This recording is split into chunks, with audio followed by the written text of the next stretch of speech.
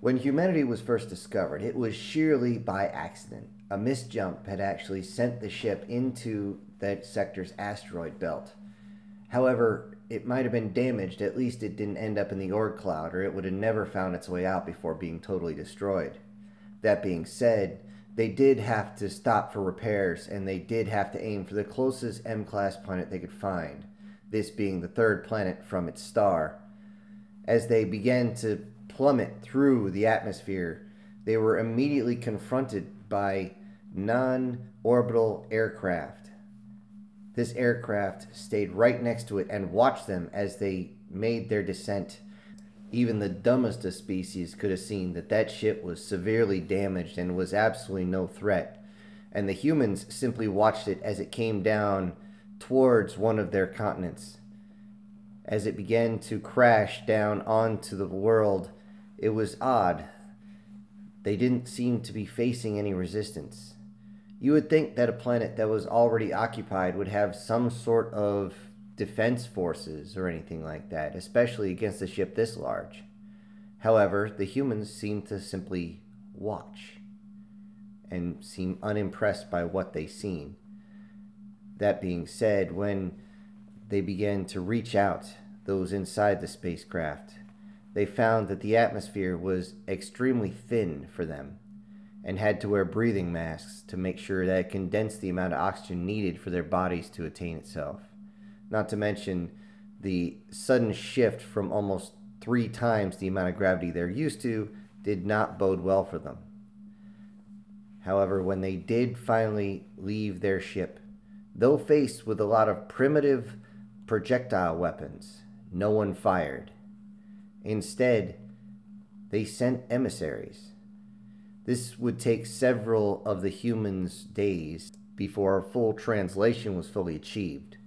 When this was achieved, the humans seemed to be more than receptive, though they did seem to fight against each other to try and get information from the aliens that had landed. This alien species, the Panax, were not exactly warriors, more explorers and commerce personnel than anything else. However, they were more than understanding to know that these humans, though primitive, definitely had the weapons to take them down, at least until their ship was repaired. During this time, the humans seemed more than intrigued. They were actually invested in learning as much as they could about the galactic at large, learning how the engines operate, and of course, the weapons. The humans seemed more than a little interested in the weapon systems. This led to the Panax a little worried. They worried that this young species would be like handing an infant a firearm and saying, hey, go have fun, and more likely to actually damage themselves than actually hit the target. Though it was not of their concern, they fixed their ship and bid the humans goodbye and left. It would not be for several more decades before another species showed up. And in that interim, the galactic community at large had held a vote whether or not to include the humans. This time, when the ginseng showed up, they would find themselves facing humans that were far more advanced than what was previously dictated, as they would find out that humans were busy reverse engineering every single thing they had learned from the Panax. The Panax were amazing engineers, and their engines were almost beyond most comprehension of other species. However, the humans had seemed to figure this out. They had begun to strap these engines onto their own space-based ships and vessels and began to reach out to other satellites, other planets in their sector. It was amazing to see how fast this has happened. However, with that, the ginseng found that humans were extremely divided. It was not long after a single colony landed on a single planet, they would very quickly declare independence from their home planet. Though friendly relations were common, there was always this strange feeling of animosity between the two groups as they worked with each other. It was not long before the ginseng would begin trade with humans in earnest, and also deliver them a message. The galactic community has seen how friendly they are and realized they are, if anything, not a threat, and are given the option to expand beyond their sector, one sector in every direction, which is galactic law, so that they can expand their species. However, once they have expanded and they have spent 2.5 decades beyond their sector, they are on their own. They will not be getting military support from anyone else. Whatever they do after that is of their own free will. And whatever any other species does to them is of their own free will. But until that time, humans are fine to do whatever they want. In their own sectors, they can mine it, they can farm it, they can blow it up for all anybody cares. The humans seem to enjoy this deal and realized it would take several more decades before they even got beyond their sector. And in that time, they didn't know what technology would actually bring. However, the new technologies had done something else to the humans. Humans had turned themselves beyond simple Homo sapiens, as they put it, to what they called a Homo superior or Homo novus.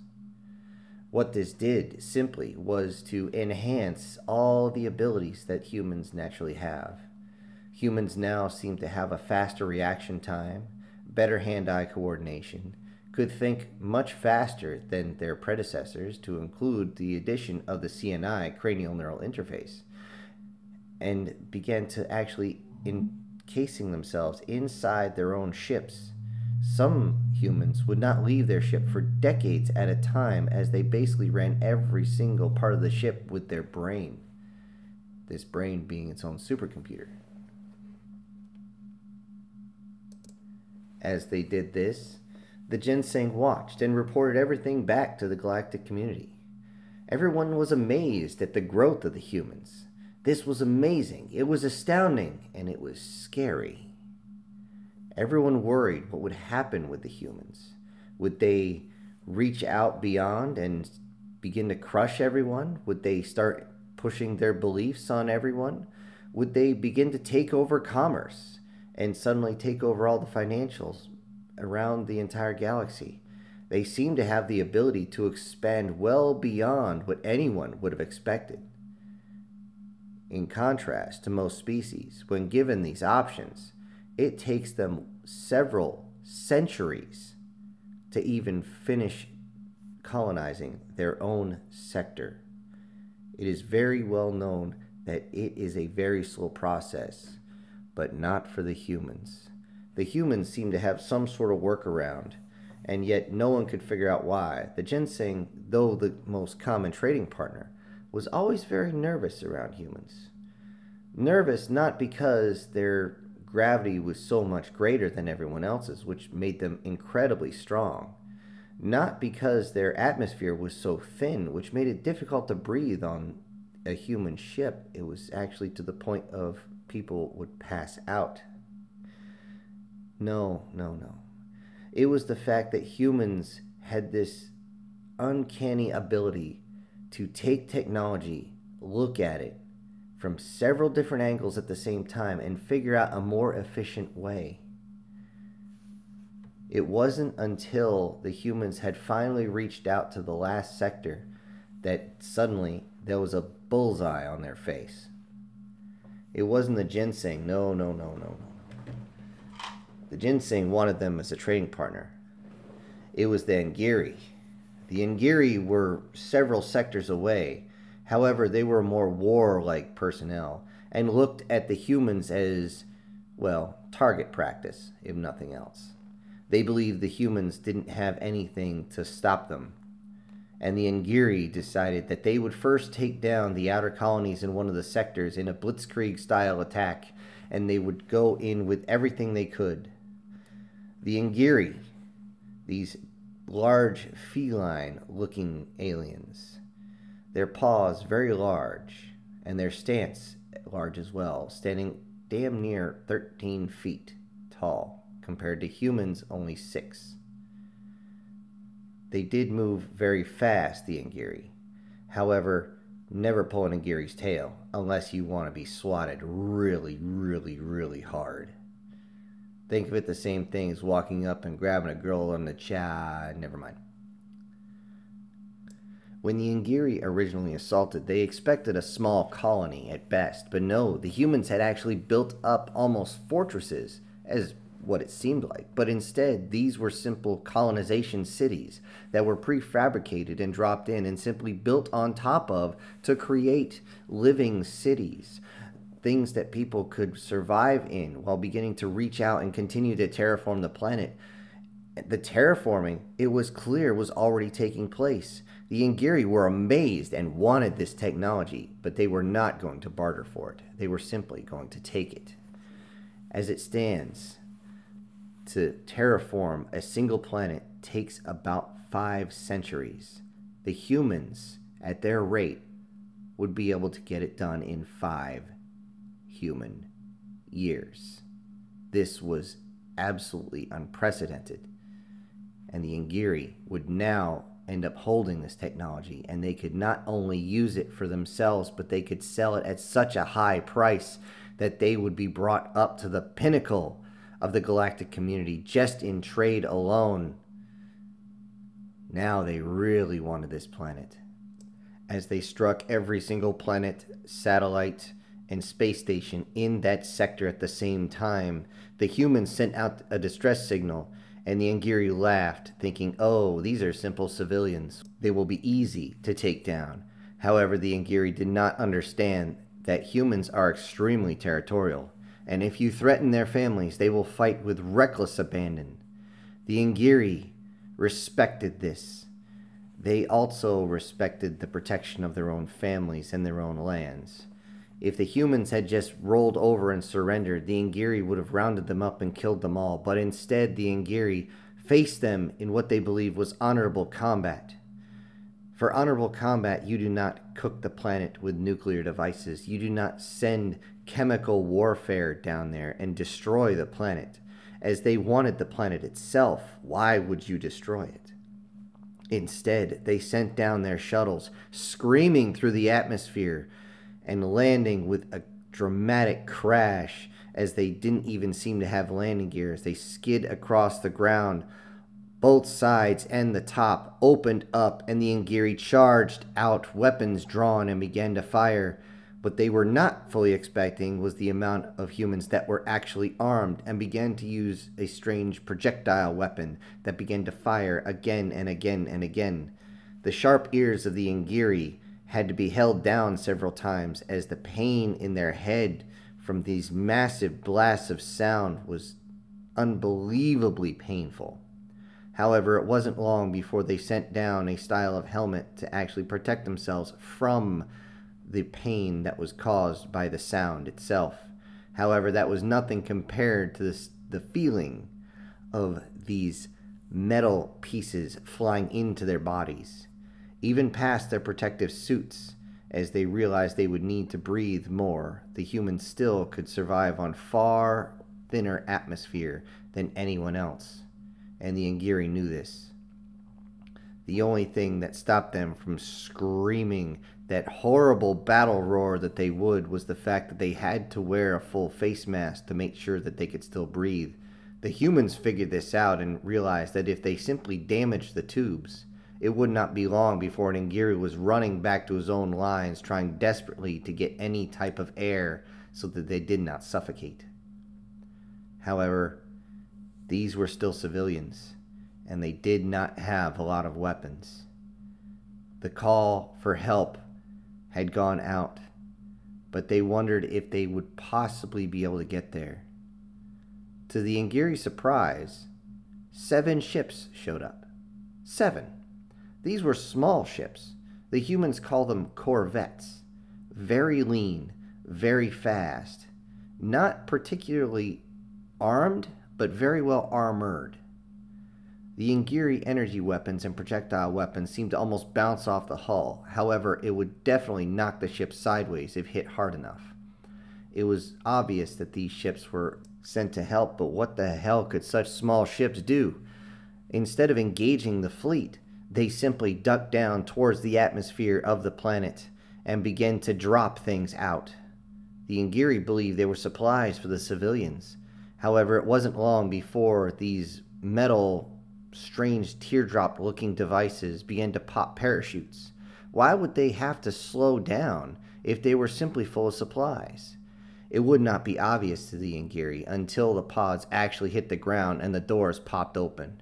From inside, humans draped in battle armor came out, firing their weapons in whatever direction the Ingiri were in. Whether or not they hit the Ingiri was beside the point. It was simply to slow them down until they got themselves organized. But by that time, the Ingiri were fully entrenched inside the city. The Ingiri ended up holding up in different buildings, knowing that the humans did not have the heavy weapons needed to destroy the buildings. They thought they would safe. What could the humans possibly do to get them out? Well, they'd find out really fracking fast. The humans would seem to get closer and closer with every single moment. The Ingiri kept firing, trying to keep them back, but the humans continued to persist towards the line and towards the building. The Ingiri watched the doors, expecting the humans to run through, and if they did, they would be hit with several dozen of their weapons at one time, and it wouldn't matter if you had battle armor or not, nothing survives that. Then they heard something they weren't expecting. A human voice cried out in a sudden lull of firing, "Frag out!" And then something came through the door, a small round device. Something flew off the top of it. No one saw what it was. But the device ended up going against the far wall, one of the Ingiri moving out of the way to make sure it wasn't struck. They saw it hit the wall, land on the ground. They looked at each other puzzled for a moment. But only a moment, as the fragmentation grenade blew everyone in that building apart. The room itself was completely cleared and the humans ran in, beginning to blast away any of the Ingiri that were still even moving, even if it was just their nerves. As they began to go room to room, they began to keep hearing, "Frag out! Frag out!" As each of the rooms were cleared by these devices, these fracking death orbs would come through, and that cry that they were giving was something that the Ingiri would learn to fear beyond anything else. It wasn't long before they realized what was going on, as one of the Ingiri had watched the human actually pull one of these devices out of a pouch, pull something off of it, give that cry, and then lob it through the door, never really throwing it, at least not at first. As the Ingiri were pushed back into courtyards, the humans would be on the other side of a wall and suddenly throw one of these death orbs over the top. The Ingiri would watch it and expect it to have to land before it would arm itself, but no, it would simply blow up. The shrapnel was what the Ingiri feared the most, as it would damage their breathing equipment. If that was the case, the Ingiri, by the time the humans had come in, would be on the ground thrashing, desperately trying to get air to themselves, or trying to hold the tubes closed so that they could stay conscious and stay breathing. However, they could not get back to their own lines, as the humans had surrounded them. The humans had forced them into a single building, the largest one, towards the eastern side. And the Ingiri had no choice but to sit there and wait and hope that they could hold out. It was not long before they decided to actually close all the windows and all the doors to make sure these death orbs did not come in. And they backed up, and many of them went to the roof to try and stay out of the way. However, their straight line weapons, their energy weapons, could reach down and hit the humans as they come. However, the humans were not limited to death orbs, and their projectile weapons could fire back up at the Ingiri. The Ingiri, desperate, called in for their own ships, their own shuttles to come and get them. The shuttles that were used for retrieval for the Ingiri were very light, extremely lightly armored, and very lightly armed as well. They were simply transports and nothing else. As they got close, they believed they could maintain the distance and keep themselves far enough away from the projectiles and far enough away from the death orbs that they would not have to worry. Then they saw the humans setting up something strange. One of their vehicles that they had brought in had a strange device on top. Had very large munitions out the side. They didn't understand what it was, but they were so far out of range they didn't worry about it too much. As the shuttle landed, they heard something strange off in the distance.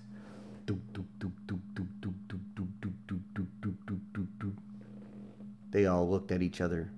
What the hell was that? You know what? I don't care. Get me off this planet. And before they realized what was going on, dozens of death orbs started landing around them. Everywhere, boom, boom, boom, boom. They began to hit with a force far beyond the handheld death orbs, and these explosions started to rip away the shuttle. Before the pilot could even power up, several of these death orbs had struck the cockpit and blown it open. It was not going back into space with an open cockpit, nor could it get up to space with the pilots now just shredded and reaching for any type of atmosphere they could to shove in their face. With this, the Ngiri did something they never thought they would do. They surrendered. As they tried to surrender, they found themselves staring down the muzzle of each of these human weapons. The humans, it was clear, were not all just one type. There was civilian, there was soldier. However, each one had different markings on them, markings that the Ngiri did not understand. Each of them had a square or rectangular piece on them with different colors, different designs the Ngiri did not understand. The Ngiri would understand, though, that humans, though divided, will come to the aid of each other. As the ground forces surrendered, the Ngiri ships in their command claimed that they were simply cowards and they were giving themselves up willingly to the humans just as weaklings. So they decided to fire down an orbital bombardment down towards the human settlement. It was asset denial by the Ngiri standards. They would not allow their own people to be taken, and it was more honorable for them to die at their own weapons than it was to be taken prisoner and to give the enemy any type of information. However, as they started firing, they found themselves under fire themselves. The rest of the human fleet had actually shown up. In fact, it looked like there were two of them. These fleets each had one large ship just covered in weapons. And each of these weapons locked onto the Ngiri fleet and fired. Huge, massive volleys came out. The amount of projectiles must have been more than energy weapons, but also projectile weapons, as the reaction from the muzzle actually would force the ships backwards, no matter how hard their engines were pushing. At least for a moment. With that, they continued their advance, and they began to not fire in a complete volley, but seemed to systematically be firing their weapons towards the Ngiri fleet. The Ngiri knew they were far enough away that energy weapons would disperse. However, they did not realize that humans were really good at throwing more than just death orbs. They were really good at putting other type of projectiles in tubes and throwing them exceedingly fast and exceedingly far. The Ngiri did not understand this, as all they saw at first was the blaze of energy weapons going past them, barely singeing their armor, seemingly laugh at the idea that humans would try to use energy weapons at that distance. And then, about 12 seconds later, the projectiles struck. They struck with unbelievable precision inside the Ngiri dreadnought. Not only that, but they seemed to be hesitant on exploding. These were not simply dummy munitions meant to pierce. No, these penetrated the hull and within several decks would explode, causing multiple explosions. The Ngiri captain lowered his head in shame and called for a retreat. His executive officer looked over at him and demanded that they fight to the death. And it wasn't until the captain actually took his massive paw and struck his own executive officer, and then extended his claws and told his helmsman to actually get them the hell out of here. That is when the Ngiri moved. Most of them would escape. They would not escape unscathed, as every single one of their ships took some sort of damage. Only about 7% of the Ngiri fleet remained. Many of them, their ships were so battered and beaten that all the atmosphere had already been vented into space. The humans stopped and did offer a bit of condolences to the Ngiri once the translations were into effect. They knew how horrible it is to die in a vacuum, and they don't wish that on anyone. In fact, to them, it's a form of capital punishment. The Ngiri would get a surprise approximately 6 months later. The humans contacted them and told them they wished to return the prisoners. The Ngiri were confused on this. Usually prisoners taken are either killed or taken as slaves. Why would the humans return them? When posed this question, the humans simply stated that they have no interest in holding any of these soldiers. The Ngiri soldiers, when returned to their own people, were grateful but nervous that their own folks would destroy them, believing that they showed cowardice in the face of the humans. The humans, these small, squishy little biped primates. Why would they show fear on that? Yet when they were debriefed, the Ngiri High Command heard about the death orbs and how effective they were. They experimented on them and would eventually find approximately 328 years later, when they fought side by side with the humans, why they are so effective with the death orbs. As it turns out, humans had developed to actually throw things at their enemies. Something as simple as their own waste, all the way to rocks and spears and anything else they might throw. Anything to get something dangerous or deadly at their enemy at a distance is what they did. And they were extremely good at it. And when they could not throw it far enough, they built devices to throw that projectile even farther and faster and larger projectiles. The humans just seemed to love to throw stuff.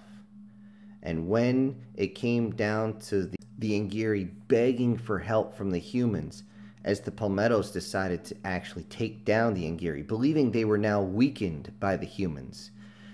And they were somewhat right, as they had stagnated in their technology, not understanding how to fight against the humans.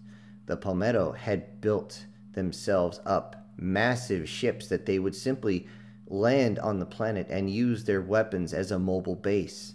So they decided to call on the humans. The Ngiri begged the humans and got a response rather quickly. The response came to a simple message: stay alive, we're on our way. It did not take long for humans to show up in the similar type of pods they had before, but these seemed to be much more advanced than the previous ones. And this time the humans came in much better armor and much better weapons. However, they still carried many of those death orbs. The Ngiri watched in abject awe and horror as they would see the humans line up next to a doorway, one right behind the other, 3, 4, 5, 6 at a time, give that cry of frag out, and then toss one of their death orbs in. Death orbs that they have a simple word for. Death orbs will go in and they would blast the palmettos apart. The palmettos, being insectoid, did not have any type of body armor. However, the concussive blast from each of these death orbs was enough to liquefy their intestines. Even if they were still standing when the humans bust through the door or the window, they were simply on a few borrowed seconds of time and would simply collapse as their internal organs were now jelly. The humans took down the Palmetto ship with reckless abandonment, but also insane precision. They went room by room. The Ngiri were just amazed at how professional, how quickly they moved. They knew humans were strong, but who knew they were so quick? They ran through each of these one by one, and it wasn't long also that the Ngiri finally got a really good look at the humans. They had seen them before at the invasion, but this time now the humans would actually open up the front of their helmets just to get more air. The air, being much thicker, allowed them to move faster and faster and faster. It was actually to the point of absurdity. The humans actually stated that it felt good to breathe this air. The Ngiri were amazed at this, and then realized as they checked that the oxygen content was easily 3 times that of Earth. No wonder they moved so quick. But as they did, they also heard the horrible sound of the death orbs going off. It wasn't long before the Palmetto were trying to power up their ships and get away, but they had an infestation of humans, and humans were going to take them down. Inside the ship, humans became walking parasites as they began to take over the ship piece by piece. One group would immediately run towards the engine compartment and take it down so that they could not simply detonate the ship. If there was a scuttling charge and they could find it, they immediately took it apart, dismantling it so it would not explode with them inside. The precision that they operated was absolutely insane. They seemed to have computers hooked up into their brains so they could understand where everyone was. Even though they had this and they could speak to each other through these communication devices, it was very common for these humans to verbally scream to each other with different orders. But suddenly they would go silent as they moved into a new area. And if they ever found another door, another window, another hatch, they would simply drop one of those death orbs in with that same yell. And they would continue on, sometimes not even slowing down. In one case, they saw one of these humans with their weapon up. As they walked past the door, they simply grabbed one of the death orbs off their waist, pulled this strange device free that was tied to them. This seemed to be some sort of arming pin, and they would simply toss the death orb through the door as they walked past. And they would hear the Palmettos scream in abject fear as they realized what it was, but only a few seconds. But that's all the human needed to walk past, and then the explosion would burst through, and parts of the Palmetto would come flying across the hallway. He continued down, tossing each of the orbs in each of the rooms as he passed by, sometimes having to hit a hatch to open it up, and even dropping them down a hole or up into the upper hatch as the door opened. It was insane. Do they ever run out of these death orbs? Apparently so, as more and more would show up to replenish each other's supply. It's no wonder they took down the Ingiri so well. The Palmetto ship was secured rather quickly, just a few hours, and for a ship that large, that was very, very efficient. The Palmetto, still in space, left, realizing that their largest ship now had its weapons under the control of the enemy, and immediately began calling for peace. As they tried to sue for peace, the Ingiri believed that they could take the Palmetto's main flagship and take revenge after assaulting their territory. The humans, surprisingly, told the Ingiri to not seek out any more battles. It was strange. How could a species that was so good at fighting want peace? The Ingiri would never fully understand this, as they are a warlike people. If they don't have wars with others, they will simply fight amongst themselves, which is one of the main reasons why their industry is so terrible. With peace signed between the Palmetto and the Ingiri, the humans began to pull back to their own space. The only thing they took was a complete diagram of the Palmetto flagship and a few small pieces from it. Not much, just a few pieces from the engine that needed further analysis. Before humans actually fully left Palmetto space, an incident did occur that made everyone fully solidify the idea of never touching a human death orb ever again. One of the Palmettos had got a hold of one, and right in front of the humans had pulled the pin from the side, and the small metal piece went flying off to the side. And it was at that moment that everyone around the galaxy did not just fear the battle cry of frag out, but realized how truly devastating a human death orb was, as all the humans jumped off to the side or frantically tried to leave the room, as one of them yelled, "Grenade!"